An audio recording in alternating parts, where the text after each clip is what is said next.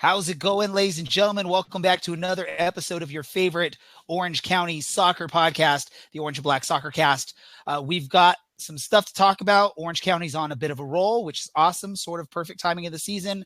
And there's an important match coming up, maybe some revenge for Orange County and their fans. This is the Orange and Black Soccer Cast. We are underway in the postseason, the first playoff game ever played in Orange County. It's a 1-2, Godoy. He's found a great ball into Voltson. Plenty of time. He smashes it home and doubles the visitors' lead. Thomas Voltson. Now Segber sprinting forward on the counterattack. A little handsy there, crosses it. Pineda, the extra pass. Seaton finishes. It rolls down to his left and burying aside. Well taken care of by the Orange County keeper. We'll leave it for Aiden Quinn. He'll strike towards goal, and it's gone in! An equalizer and a winner in second half stoppage time for Orange County off the left boot of Aiden Quinn. This is the Orange and Black Soccer Cast, the only podcast dedicated to Orange County Soccer Club, its fans, and supporters. Follow us on Twitter at OCSC_SoccerCast and on Facebook at Orange and Black Soccer Cast.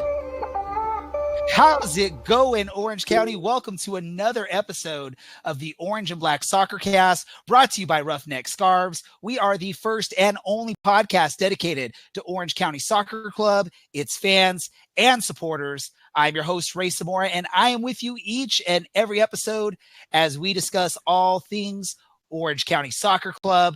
And joining me just in the nick of time, like he does each and every episode, it's my Robin, or the Robin to my Batman. We've got Dylan from County Line Coalition. Dylan, welcome. Welcome. How are things going, Dylan? They're going. Bonnie Raitt would be proud of me being here in the nick of time and all. That's a late 80s music reference for those of you that aren't familiar, don't know Bonnie Raitt. How do you know 80s music, Dylan? Well, you know how old my parents are. I'm an old man. Everyone who listens to this probably realizes I'm just an old man. Well, Bauhaus is reuniting in LA. So that's another 80s band. See, we got it all. This is definitely the 80s episode already. I'm doing good. I'm glad to be here. Glad I finally got on. Peter Murphy. Oh, we're into it, folks.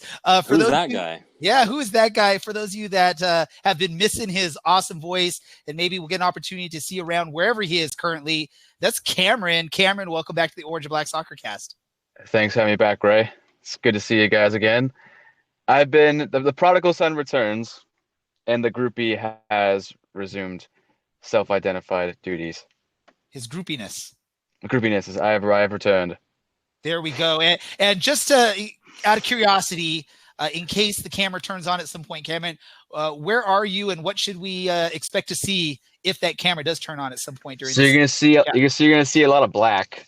I am in my car at Newport Beach because in my area, my neck of the woods where I live, I couldn't find a parking spot, so it gave me an excuse to come down to the beach. I was just there. I should have just done it in your car. I was just there. I should have done it in your car. Yeah, you should have hung up. We should have done a Volkswagen podcast. It's perfect soundproof.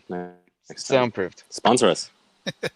They got a new logo by the way, or at least a new design of their logo. It looks the same. Sitting patiently waiting to be introduced in his amazing, if you're watching on the live stream, his amazing pink shirt with I believe it's little flamingos all around, or is that what those little dots are?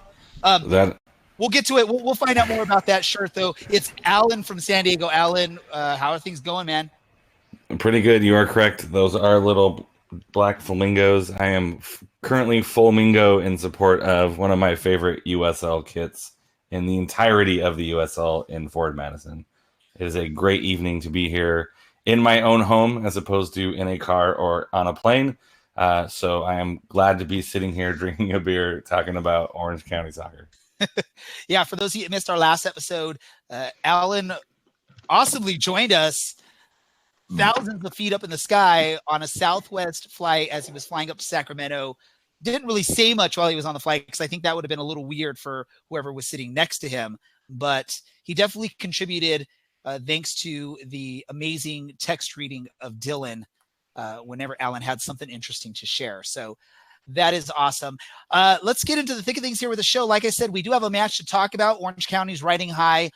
Probably we can safely say in the Western Conference, the hottest team outside of Phoenix is Orange County Soccer Club. They're riding a streak of 12 points in 4 matches, and they are hoping that it'll continue. And we'll talk about it a little later as they host an El Paso Locomotive team that they're probably hoping to get some revenge on after an early season disappointing result. So let's get into the thick of things. Let's talk about the match this past weekend up in Portland. It was this past Sunday, right smack dab in the middle of NFL opening weekend. For those of you that made it out to our watch party at Out of the Park Pizza in Anaheim, thanks for making your way on out. It was a fun experience. I know Cameron, Dylan, you were there, and plenty of other people, Superfan Andy, Matt, Blaine from Caroline Coalition, the head honcho there, and even a couple of people from Orange County Soccer Club made it out. So thanks for everyone that did make it out. Dylan, I'm going to start with you. But not Alan. Not Alan. It makes sense. There's no need for him to drive like 2 hours from San Diego to watch the game on TV, where he could just watch it in the comfort of his home. Dylan, thoughts on this match, just briefly, and then we'll get into the more detailed thoughts. We dominated possession. We dominated like the run of the play, I think, for a good portion of that game, but I don't think we particularly played too well. I thought we outplayed Portland. I thought that Malik Badawi did a good job of trying to make that game interesting by blowing a ton of calls. But they pulled through. They did a good amount of defending the last 10-ish minutes of the match, and saw it through. And any point on the road is huge. Getting 3 points on the road for the second time consecutively, it's just good stuff. That's amazing. I left happy, a little wary, but happy. Great way to end that thought there. Alan, what about you? You were watching at the comfort of your home there in San Diego. Do you agree with what Dylan's initial thoughts are on that match? Yeah, I thought, except for maybe like 10 minutes in the second half after they scored the second goal, and it felt like they took the foot off their gas a little bit, and Portland looked like the team that had just scored and had lots of energy. I was a little bit worried that they were going to mount a comeback because they've done that before previously. I think against Reno, I think they were down a goal and they came back, or Portland had recently done it, something like that. I was a little bit worried, actually. They just looked a little bit flat kind of midway through the second half, but they managed to hold on. A huge save from Frederick Dew in the 84th minute on a free kick. I'm not sure how he got there, but he for sure got there in enough time to get both hands on the ball to put it wide. I think that was kind of the moment of the second half defensively. It's always nice to see Michael Seaton and Darwin Jones continue to link up, both goal and assist. So I was pretty happy with the play for the most part. They kind of played, it felt like a home game away. Like they played it like it was a home game with tons of possession. I think 65% in the first half. So I was for an away game, it was good. If that was a home game, it would have been a little bit concerning. But for an away game, I thought they played well.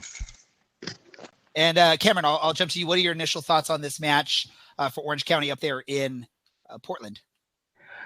I mean, it felt like a professional performance overall. I felt Portland just wasn't up for the races against Orange County being in such good form. I think when Seaton scored, Portland had no response. They had no response. And Orange County was suffocating them, congesting, they were able to block pathways. They prevented Portland from getting any scoring chances, but as they say, that a 2-0 lead is the worst lead to have in sports. And that was more or less of Orange County's taking their foot off the gas and getting complacent for like what Alan said, the last 10, like that 10-minute spell. And really, Frederick Dew, kind of the moment of the match for me. I think that was easily going in top corner, and this could have been, 2 points dropped if it wasn't for him. And we've seen Orange County blow 2-0 leads earlier in the season, so it could have been same old song and dance. But this is the Orange County we've come to know and love. Last season, just being dominant, winning, and right now we're sitting pretty. I think, correct me if I'm wrong, I think we're in 5th place at the moment. Kind of just back to where we're supposed to be in the playoffs, in a playoff spot. And so you can't really say it wasn't like what Alan said. If it was a home performance, yeah, there could have been some issues, but you play however you want to play it on the road as long as you get 3 points. Well, and for those of you who listen to the podcast week in and week out, Alan would say, you go striving for 1 point on the road.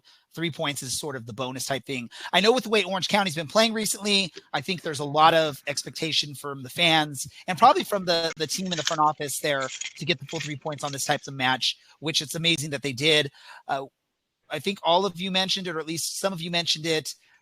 The letting the foot off the gas there in the second half maybe becomes a little worrisome, especially because of what Orange County had done or the lack of the ability to close out matches in this similar fashion earlier on in the season, where Orange County's either up or they're tied and then give up a really late goal, and it just becomes this very big disappointment. So although not like the greatest complete match, the fact that they go to Portland, get the 3 points, come back home, and now get a chance to host an El Paso team that on paper and records wise you should be able to beat is a nice thing. Cameron, you had something to say there? Well, I think that the whole you go for 1 point on the road, 3 points as a bonus. That's very much like the set template. But I think just this is what we expect at the beginning of the season. This is what we expect Orange County to do, because we were the regular season champions in 2018, and our squad was relatively unchanged apart from Enna Voltson going to Indy 11, and now he's at Sacramento Republic. And this is the expectation that was set by the team in the front office, and I think that now it took a while, but now we're doing what we're supposed to do. Take 3 points home and away. Oh yeah, no, definitely. And this is, honestly, I think we all can be in agreement here. This is a totally different Orange County Soccer Club squad or run of form than we've seen most of the season. I think it's a great time to start getting on this type of run, which is awesome to see. Hopefully they can sustain it for the next couple months. That would be so awesome. Let's talk about Frederick Dew, though. Second match with Orange County, 2 matches, 2 amazing saves, probably more if you count, but really when you look at it, like 2 really key saves in each of these 2 matches. Is this, Dylan, I'll go to you first. Is this what you were expecting out of our new goalkeeper, or are you a little surprised that he's been able to come in and make such an immediate impact with the squad? Cameron and I found out who Frederick Dew was a few days before he was announced, because we saw him at a match, and looked up his stats and looked up how many saves he'd made for Hartford. Hartford conceded a lot of goals and they lost a lot of matches, but Frederick Dew made a lot of saves. So I kind of assumed it would be a similar performance from him, especially with a better back line and really a better 10 men in front of him. And he hasn't shied away from making big saves and being really reliable when he's been called on. I'm thrilled with him. I feel a little bit bad for Aaron almost. If he comes back, I as good as Aaron's been, I don't think you can drop Frederick for him. I think Aaron's back to the bench for the rest of the year. But just imagine that you have 2 Orange County goalkeepers potentially having the top 2 saves of the season. Yeah, it's amazing. Like Aaron, if we never even signed Frederick, I would have been completely fine with Aaron starting. But the thing is, he has national team duties, and Carlos Lopez, bless his heart, isn't really that good of a goalkeeper. So Frederick was out of necessity. But Frederick, he made a really good stop before Portland conceded. Like I totally forgot about that one too, like with that stop with a foot, and he clearly can command his box really well. Good athleticism, good reflexes, and I think this was a shrewd pickup for Orange County heading to the playoffs, which leads towards the back end of the season. Yeah, well, I think. Well, go ahead, Alan. I think if you look at kind of the run of form, Orange County hasn't lost a game since I think July 20th, and that really speaks to kind of when Aaron came on and really kind of took over his role and really kind of solidified that position. That one loss was kind of that fluke, weird game in Tacoma that definitely should not have lost that one. But you look at the good run of form that Aaron's had, and then for Dew to step in and kind of just run with it, I think we can give some credit to Dew. I think we give some credit to Cervantes. I think some of it also comes from solidifying that back line. We kind of have that Walker Hume, Michael Orozco setup that seems to be working pretty well as far as communicating with each other. I just think Cervantes did kind of solidify everything and get things rolling in the right direction. But I do want to give some credit to Cervantes. Dew just kind of stepped in and kind of just hit the ground running and built on that success. And I think the team's improvement went along with solidifying the starting 11 and then making sure everyone's comfortable with the keeper.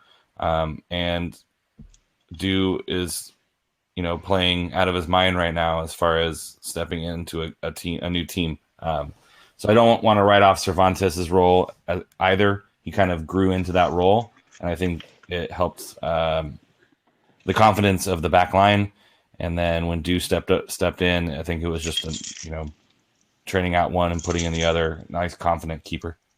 I mean, like to put into perspective, like Aaron's only 17.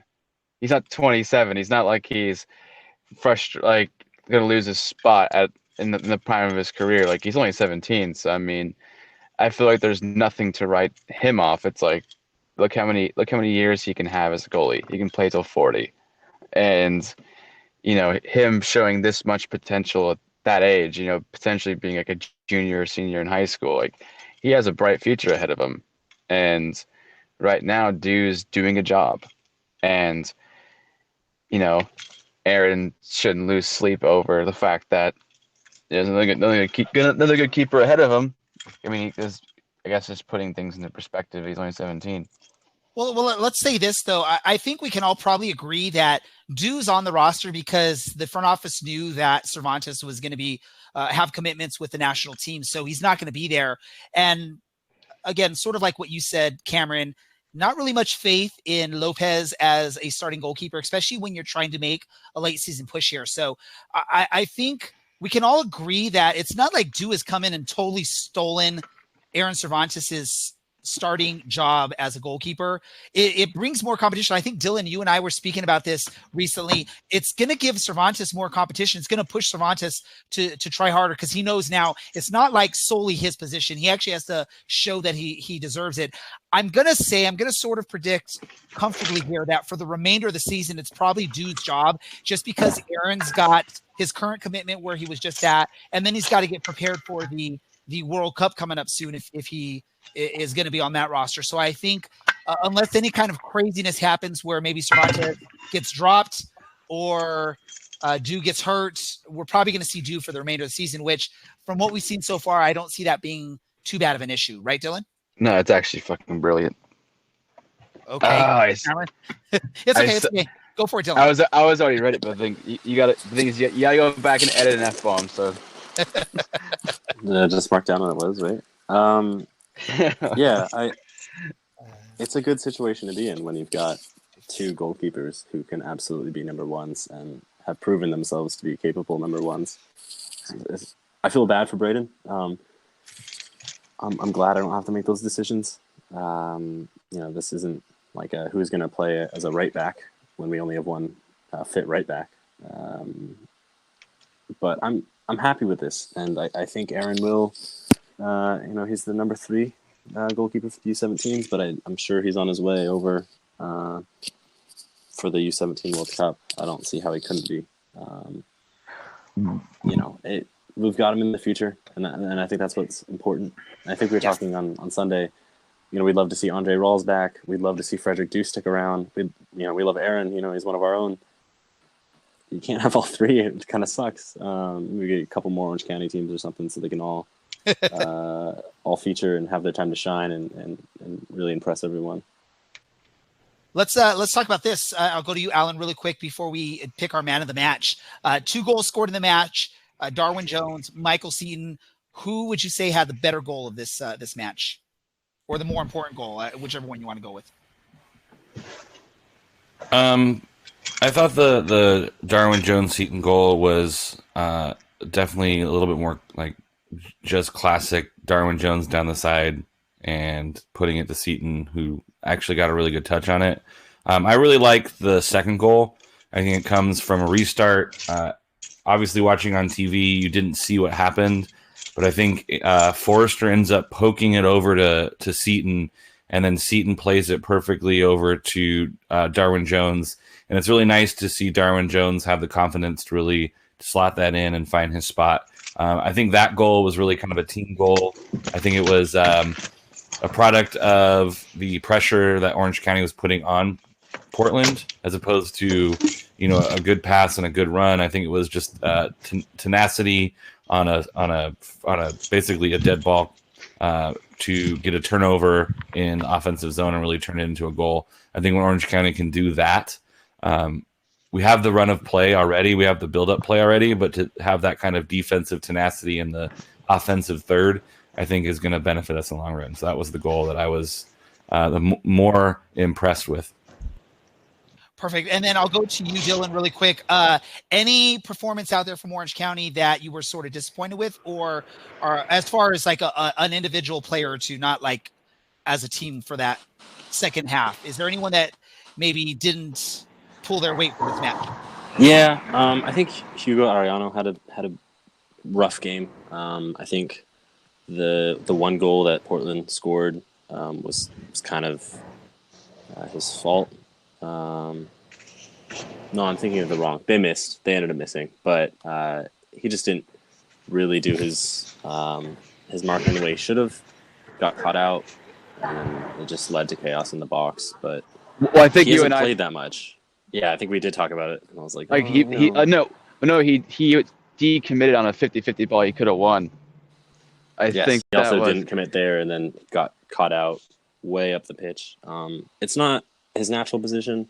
He doesn't get to play a lot, so I do want to give him some leeway there. And it was ultimately nothing that really doomed us. He didn't switch off on any set pieces and didn't go in and try and 2-foot anyone. So wasn't the best performance, probably the weakest on the team.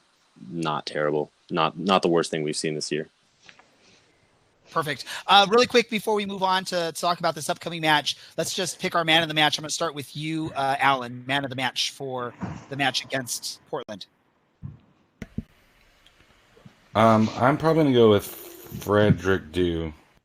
Perfect. Cameron, what about you? Ooh, this is tough because there are a few candidates, but I'm going to say Walker Hume. I think he made a few good interceptions that prevented Portland from going on the break, so I'm going to say him. Perfect. Dylan. Oh, man, this is the tough.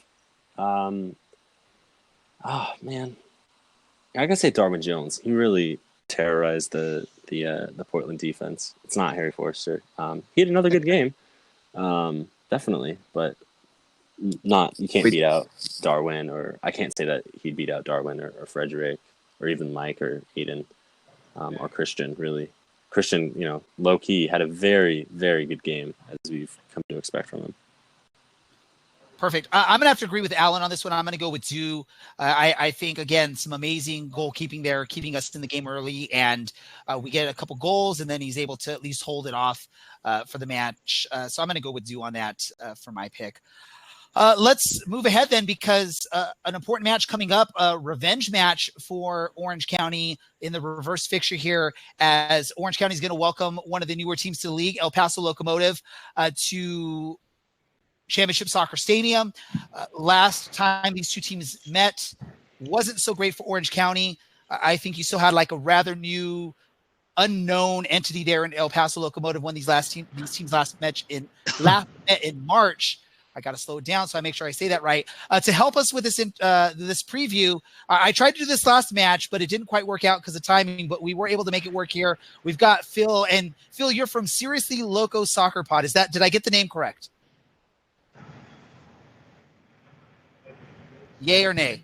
Yeah. I sorry, still manipulating the mute button out here, acting real brand new. But yeah, from Seriously Loco, you got it dead on, and thank you guys for being on.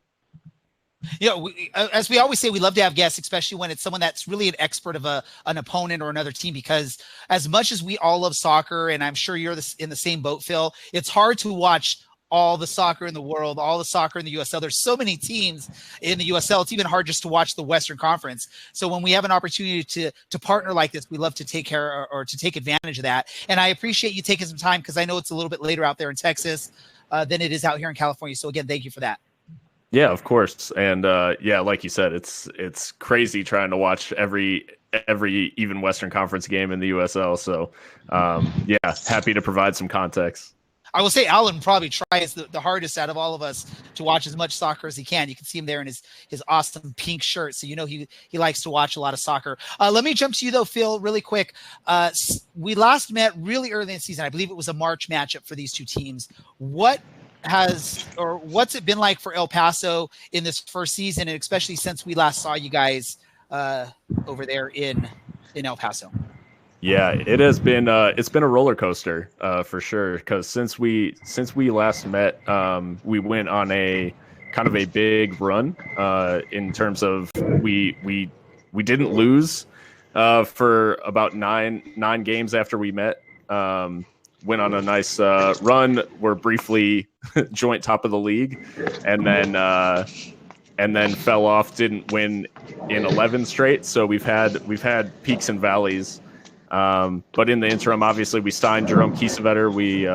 We had our new signing in Sebastian Velasquez as well. So there's been a lot of roster changes. Recently brought in Alexi Bassetti from OKC. Still waiting for him to make his debut. But yeah, we've had quite a bit of ups and downs. But recently had this up against Las Vegas last weekend. Got the 3-0 win. So. Hoping that's us turning a corner, but yeah, it's been a little bit of a dry spell here recently. And I think any fan outside of Las Vegas would be excited if a team can beat Vegas. So awesome on that. And way to go. We got Mr. Cameron here that loves to try and distract all of us with all the sound effects while he's hanging out, I guess, at the beach tonight. So great job on that. Who's been like? Wait, are you hearing like my footsteps? We hear every noise that comes out of your microphone there, Cameron, just so you know. It's okay. It's all good. All right. Sorry about that. No, it adds some, what's the word? I can't think of the word. Ambiance. Ambiance. Yeah, that'll work, Alan. I'm not sure that's the right. Bumpy ambiance. And by the way, as we're all talking right now, if you're watching our live stream, if you can get a good stream of it right now, there are the highlights from the reverse fixture between these two teams. This happened in El Paso again back in March, so quite a long time. What's it been like, Phil, for El Paso fans as far as this season? Has it been what you guys expected? Has it been better? Has it been worse? Just give us the fan perspective of this and how you guys have been enjoying it. I think our expectations have kind of changed, obviously, as the season went along. Coming in, your inaugural year, you're not really sure what to expect. So our expectations were, compete for a playoff spot. If we make it, great. If we don't, then that's fine. But I think now that, we've seen just how competitive and open the West is, we do expect, and given the bits of quality that we've seen from the team, I think most people expect us to finish in the top half and grab a playoff spot. So I think that's the expectation now. But yeah, I mean, I'm happy to see us compete for a playoff spot in the first year and try to build from there, honestly. I mean, as we're recording this or broadcasting this, whatever you want to say, El Paso is in 11th, but just 1 point behind OKC, New Mexico, Real Monarchs, and Sacramento Republic. So legitimately 1 point out of 7th place there. And even when you look even further up the table, Austin Bold sitting with 40 points, and you guys are currently at 36. So even realistically, you can get to that spot if you have a good run of form and some of these other teams falter a little bit. Hopefully not Orange County. Hopefully Orange County continues their great run of form and you guys start it in another week or so. But Sure. that sort of shows what you're saying there is just this crazy competitiveness, openness of the Western Conference. Literally, I think you can even go below El Paso. Portland still can legitimately make a claim that they have a playoff chance there. San Antonio at 13th with 34 points. Maybe Las Vegas Lights has a chance in there. I know we're sort of getting to that point now where you're like, yes, no, maybe. So, but again, that's what makes this match such an amazing match this weekend is you got two teams that are competing for a spot in playoffs. I mean, Orange County is in no way safe at this point. They could easily drop down to 12th or 13th in just a couple matches. So I'm going to open it up to Alan, Dylan, or Cameron if you have any questions for Phil, and then we'll maybe talk a little bit what to expect out of this match.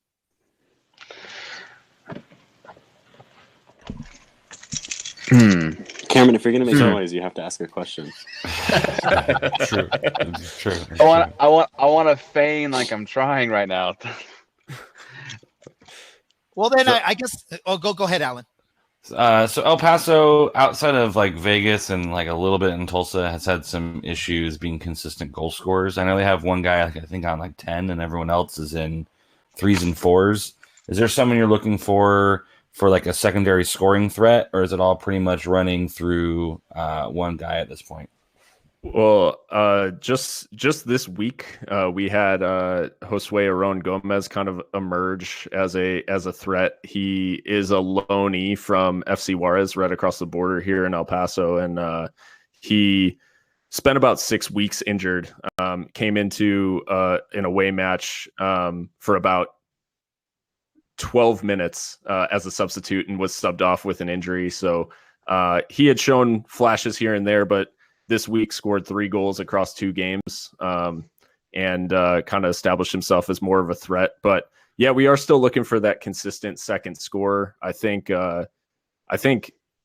bringing in Bassetti was kind of a way to try to solve that, despite the fact that he didn't show that much goal scoring at OKC. I think in our system he might be a little better off, but Seth Velasquez is probably the first name in terms of guy plays right behind the striker and can provide goals out of that spot. So there's a few options to kind of add to their total here in the last eight or so games towards the end of the season. But yeah, it'll be interesting to see if we can get a little bit more consistency across this run in than we've had, because it has been very stop-start from a lot of different players.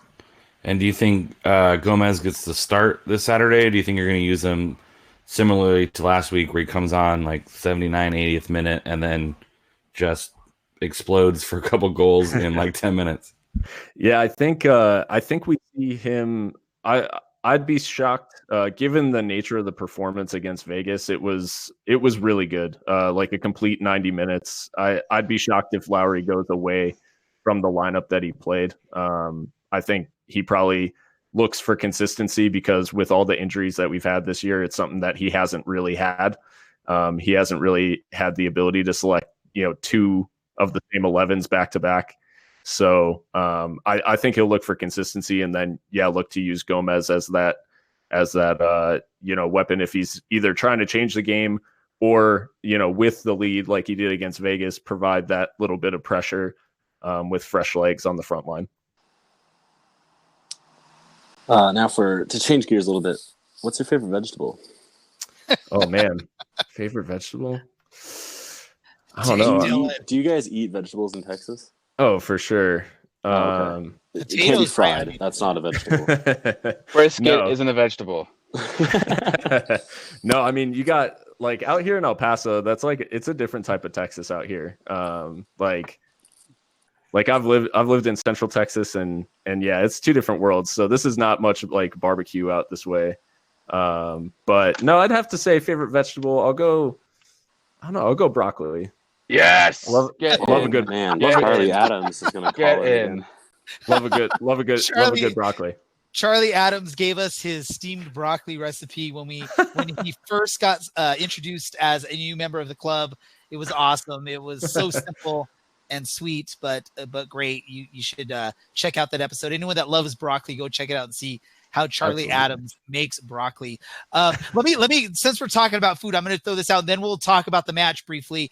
Alan seems to think San Diego has the best tacos in the world, but I know I've heard from people in Texas that areas of Texas tend to have some really good tacos. Can El Paso tacos compete with San Diego tacos? And, do you think they're better than what Alan eats while he's hanging out in Southern California?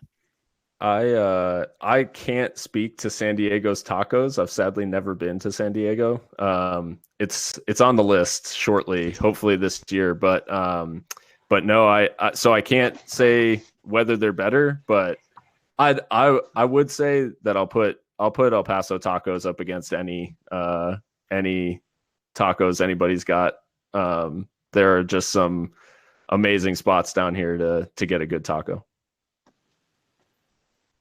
All right. So for any of our listeners, if they ever make it out to El Paso, what is the spot they need to go? If they can only go to one spot to try a taco in El Paso, what is Phil recommend? The place to go for Mexican food, and any native will tell you, is L&J's Cafe. Straight up. It's in the central part of town. L&J's. It's it's not far from the stadium. Such a Mexican name too. I know. It's such a Mexican name for a Mexican restaurant. Might as well call it Karen's. Exactly.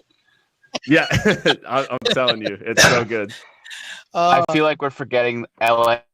I feel like we're forgetting LA tacos because those garbage. Are the best in the country. LA's garbage. Taco Wars 2018. No. It's all about tacos. Just because you're close to the border doesn't mean your tacos are better. Just because you're close to the border doesn't mean your tacos are better. If you've never had a Tijuana street taco, you're missing out. You guys are just ignoring the fact. You guys are all ignoring Rose's Cantina in El Paso. This fictional place that was so good that Marty Robbins sang about it. Come on. And the Grateful Dead. If that's more your vibe. Don't forget Austin tacos. I'll give it Lucha Libre California burritos are golden. Like, those are good. Okay, so we should probably get back on topic before everyone stops listening. Some people aren't a fan of the hour-long podcast. We're not going to go now. We're going to get it on time. We're going to make it work. Let's talk about this match briefly. Phil, what does El Paso have to do to come out victorious in this match this coming weekend? Well, the thing that we were most focused on against Vegas was limiting Ivan Para, who, he's obviously their main threat. So for you guys, you have two big threats now in Darwin Jones and Seaton. So for us, I think keeping a clean sheet, that would be foremost in our minds. And then, just from there, it's being professional, keeping 11 men on the field, which we did this time around as well. And hopefully snagging a goal. I'm hoping for another clean sheet, but obviously a big ask with your guys' offensive power these days. And do you have any questions for us that maybe you want to relate to your listeners or your followers or your fans out there in El Paso? Is there anything we can help you out with in preps for this game? Well, I mean, aside from obviously you have those two big threats up front, but I mean, in terms of service, we saw, in this last game, Darwin Jones assisting Seaton assisting Jones. So who else are the threats kind of either creatively or scoring wise from you guys? Jerry Von Wolfgang and Aiden Quinn are probably the next two on that list. They're a little more dangerous from distance. Jerry likes to work his way to the top of the box, and he'll have a shot from there. He normally plays a little more central of a role this year. Aiden will take a shot from 25 yards out if it suits him, if no one closes him down. If you want an imposter, you always say Harry Forrester too. Yeah, he'll make you sweat for like half a second, and he'll either put something on frame, but right at the keeper, or it's a shot that like might go out for a throw-in. There's only two. He's the USL's Andros Townsend. That makes sense. For anyone that doesn't know who Andros Townsend is, go check out. I don't know, where is he playing now? Crystal Palace. Yeah, that's where he's. I will say, because I know you asked a minute. For a minute. I know Phil, you were asking about creativity as far as the players, but I know Cameron and I were talking before anyone else jumped onto this conversation here before we went live. One of the key players to this team that I think has been a part of this turnaround and this great run of form as of late, and I think Dylan and Alan will agree on this, is Christian Duke. He was missing for most of the first part of the season there due to an injury. He's been a key part of this turnaround ever since he's returned. It's looked like a different Orange County team, so I think he's sort of that glue piece in the middle. Although he doesn't, if you look at his stats, nothing pops out to you as far as goals, assists, or whatnot. But I think he's a huge piece of that solid midfield. When him and Aiden Quinn are there together, it sort of becomes this thing that Orange County can rely on. They don't have to really think about what needs to go on there because it's two quality, experienced USL players right there in the middle, and Duke is a big part of that. Alan, I don't know if you have something to throw in there or if we covered it all for you. No, I think you kind of nailed it with Jones and Seaton. You always got to look out for Joe Miko. I think he had a couple chances created as well. We like to play our left back, right back kind of up into the offensive zone, particularly when Contour is on the field.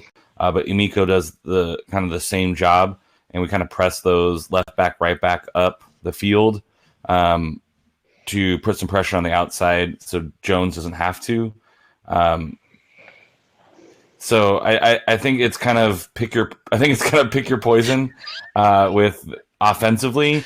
I think what it boils down to, I think with El Paso and Orange County, is El Paso doesn't give up tons of goals. I know their goal differential is not like oh my goodness amazing, but it's a pretty solid, especially for the first year. They don't give up tons of goals. They don't score tons of goals. So I think if they can keep Orange County again clean sheet or maybe a goal, I think they have a good chance of pulling out walking out with at least a draw. I think if Orange County scores anything more than a goal, I think they're in trouble. They're kind of don't score a lot, but they don't let up a lot, and they've kind of been inconsistent on the road. So it'll be interesting to see what El Paso teams shows up. With El Paso, New Mexico bringing those two new teams, everyone was kind of high on New Mexico and everyone was kind of sleeping on El Paso. But if you look at the standings, they're kind of neck and neck right now. So I think it'll be a fun game. I think it'll be a fun game to watch. I think it'll be kind of defense sitting in and hopefully for them trying to keep Seaton and Jones off the scoreboard. And it'll be interesting to see. Orange County's been playing very aggressive attacking football. I think they scored 10 goals in the last 5 games. Outscored opponents, I think 10-2. So it'll be a pretty fun chess match out there to see which pieces come together to see if El Paso can keep them off the scoreboard. Any other information we can provide you, Phil, before we head to our predictions for this match? I don't think so. I think we're looking at what could be a really fun matchup, and I'm really interested to see how things play out because I think we're two very different teams from when we last met, both in just how we play and then from our side personnel wise for sure. So I think it'll be as if it's basically a clean slate, as if we haven't played before, because it's two very different sets of circumstances at this point. Just hopefully a more fun match for the Orange County fans. Yeah. So we're going to get into our predictions now. So the way this works, Phil, just in case, and Cameron, since you haven't been around for a while, is we like to predict a score line and who's going to be like the key player in that match. It could be from either team. So Phil, if you think an Orange County player is going to be the key player and vice versa, if any of us think it's going to be one of the El Paso players. So I'm going to give everyone a chance to think, except for I'm going to go to Cameron. Cameron, what is your prediction for this match, scoreline, and the key player to the match? Okay, so I'm going to say the good times keep rolling for Orange County. I say we win 2-0, and I think the key player is Christian Duke. Because if Christian Duke can do all of the central midfield rough and tumble, it Dirty will work. allow Aiden Quinn. Oh, yeah, the dirty. I was just being verbose. And it will allow Aiden Quinn to push further forward. And I think when Quinn is hanging around the edge of the 18-yard box, he's able to that. It will help Orange County in creating chances because we've seen the team starting to now break down defensive squads as well. Perfect. And now we'll throw it out to you, Phil, your prediction for this match, score and key player.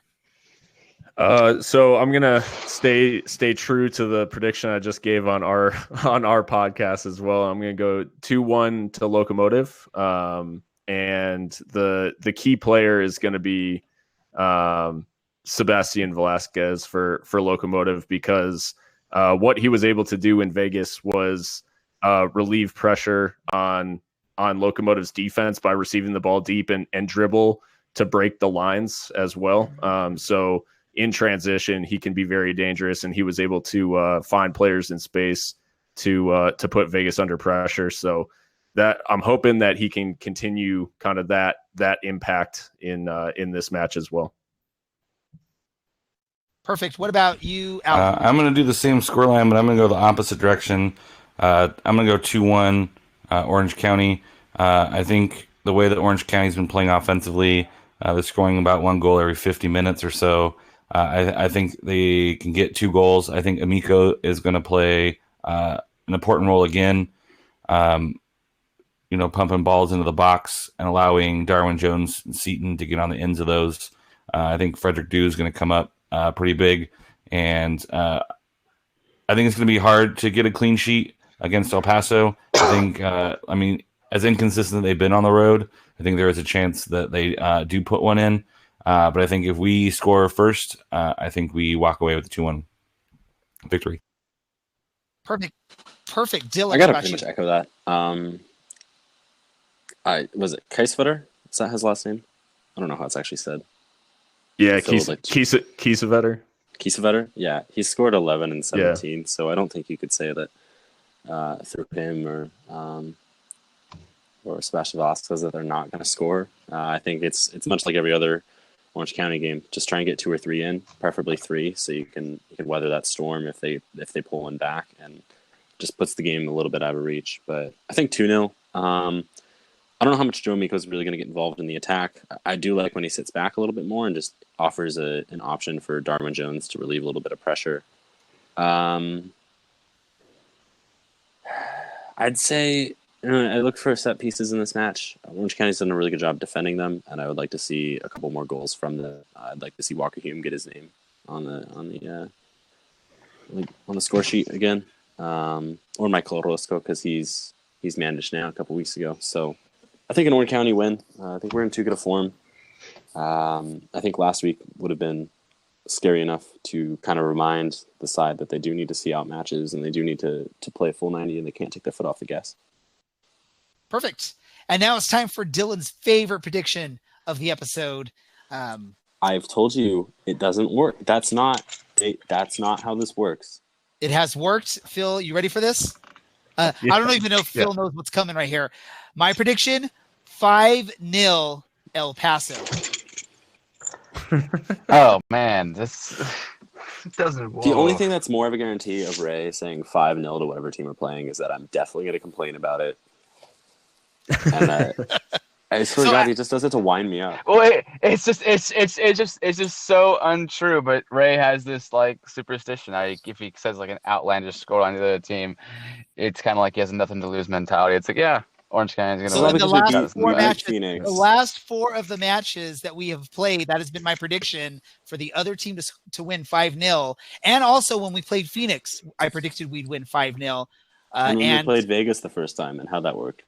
Okay, so that was the And one time it didn't T2 work. But and Los Dos, when like you in do all the other weeks that we've tried.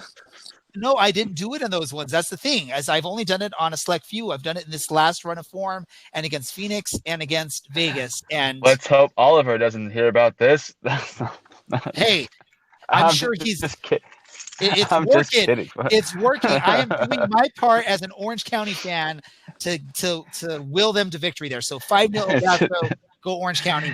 Let's do this for time consideration here, because we're trying our best to try and stay under an hour for our episodes. Is there any important soccer news anyone wants to briefly share with our listeners? Yeah, the international break sucks. Yes, it does.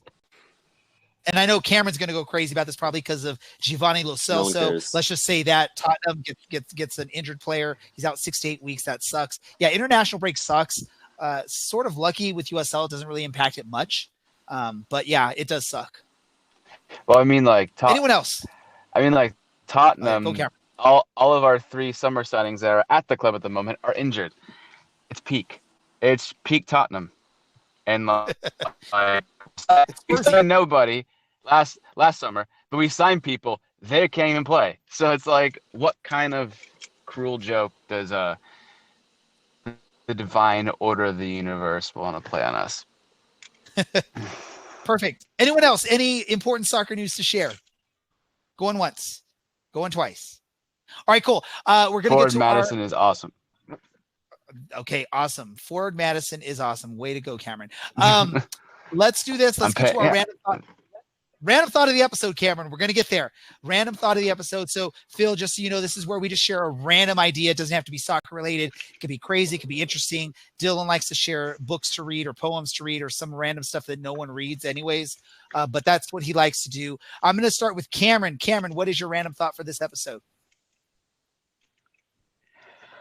Well, I just finished a 189 episode podcast of the history of Rome by Mark Duncan. Really dry, but a lot of spicy information.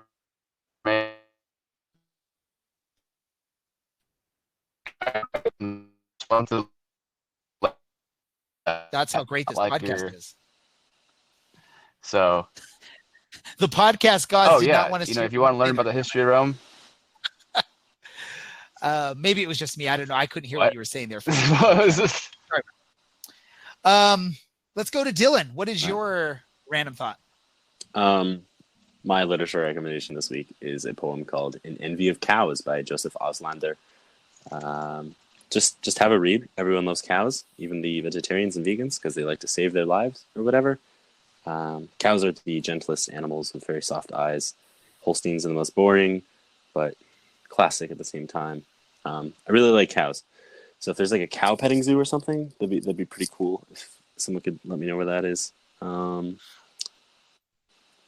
I need to save a clip of that. It's true. Just you saying, other than that, I'm just really excited to see everyone again this weekend in the CLC. It's been a few weeks, and I've seen people here and there at the watch parties, but it's always more fun when we're together and drinking.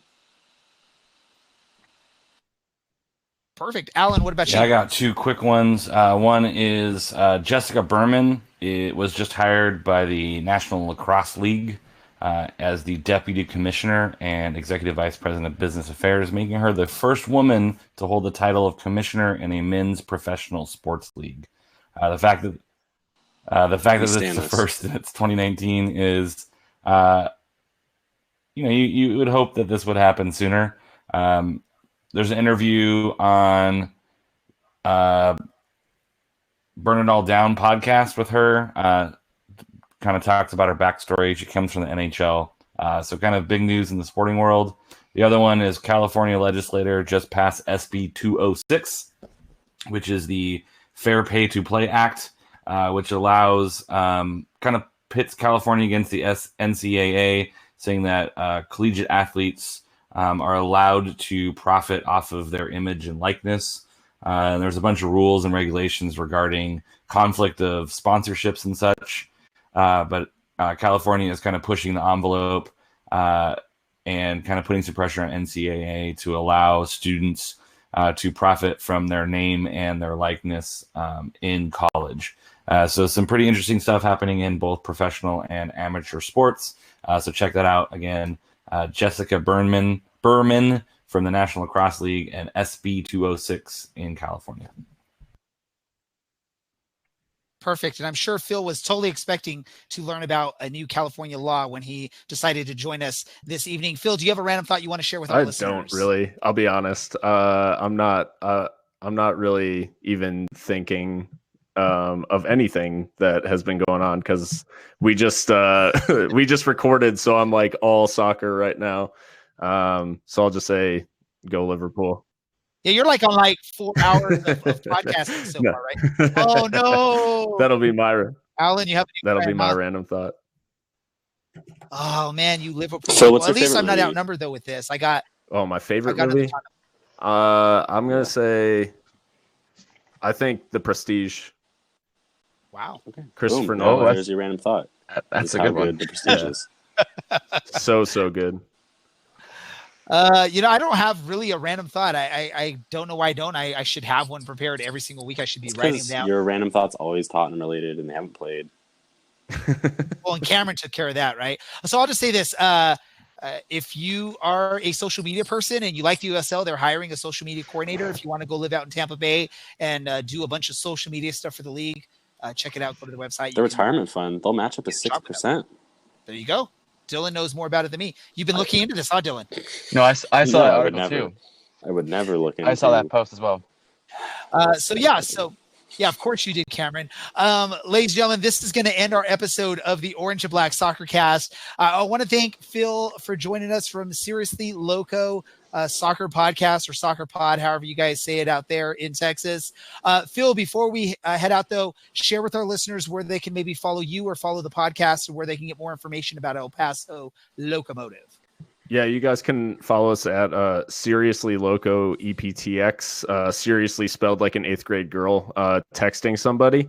You can follow us there on Twitter, Facebook, Instagram, and you'll get all of our podcasts are on iTunes, Spotify, Google Play, so you can find us pretty much anywhere. Perfect. Really quick, Cameron, if our listeners want to follow you, where can they follow you? So you can follow me at What Cameron Said on Twitter. On Instagram, you can follow me at simply known as Cam. And that's it.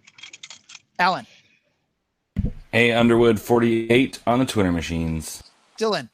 You can find me on Twitter at OCSC_Dylan or on Reddit /u/OCSC_Dylan. Perfect. You can follow me on Twitter at DJ Ray Samora. You can also follow the podcast on Twitter at OCSC_SoccerCast, or on Facebook, just search Orange and Black SoccerCast, Instagram at OCSC_SoccerCast. Go to our website to find all this information, listen to our podcast, find us on social media, see where you can listen to us. That's OCSCpodcast.com, or if you like to type a lot, orangeandblacksoccercast.com.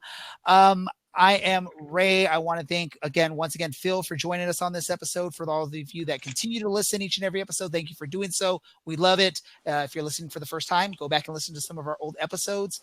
This is the Orange and Black Soccer Cast. For Phil, for Dylan, for Alan, for Cameron, this is Ray, and we are out.